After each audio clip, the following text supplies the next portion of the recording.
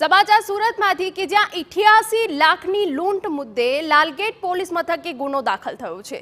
લાખોની લૂંટ આચરનાર લૂંટારૂના ચહેરાનો પર્દાફાશ થઈ ગયો છે। લાલગેટ પોલીસે લૂંટારૂનો ફોટોગ્રાફ પણ જાહેર કર્યો। લૂંટારૂએ રિવોલ્વરની અણીએ લાખોની લૂંટ ચલાવી હતી। ફરિયાદીનું અપહરણ કરીને લૂંટની ઘટનાને અંજામ આપ્યો હતો। સીસીટીવીના આધારે સુરક્ષા એજન્સીઓએ તપાસ હાથ ધરી છે। ત્યારે લાલગેટ પોલીસે લૂંટારૂનો ફોટોગ્રાફ જે જાહેર કર્યો છે ને હવે સીસીટીવી ફૂટેજના આધારે પોલીસે વધુ તપાસ હાથ ધરી છે। રિવોલ્વરની અણીએ લાખોની લૂંટ ચલાવવામાં આવી હતી। ફરિયાદીનું અપહરણ કરીને લૂંટને અંજામ આપ્યો હતો। હવે આ લૂંટારૂ કે જેના ચહેરાનો પર્દાફાશ થઈ ગયો છે અને હવે સીસીટીવીના આધારે સુરક્ષા એજન્સીઓએ તપાસ હાથ ધરી છે।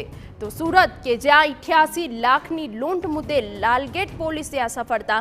સંવાદદાતા બળદેવ સુથાર વધુ વિગત આપી રહ્યા છે। બળદેવ, પૂરી વિગત।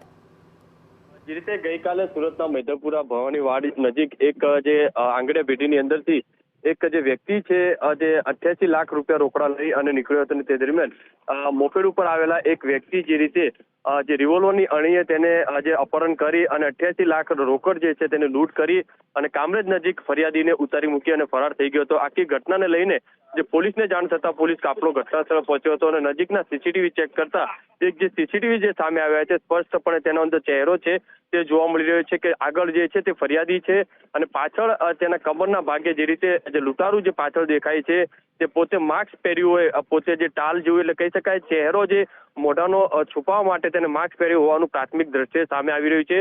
કારણ કે કોઈ ઓળખી ન શકે જેથી આ લૂંટારૂ છે જે પહેલેથી જ રેકી કરતો હોય તે રીતનું સામે આવી રહ્યું છે।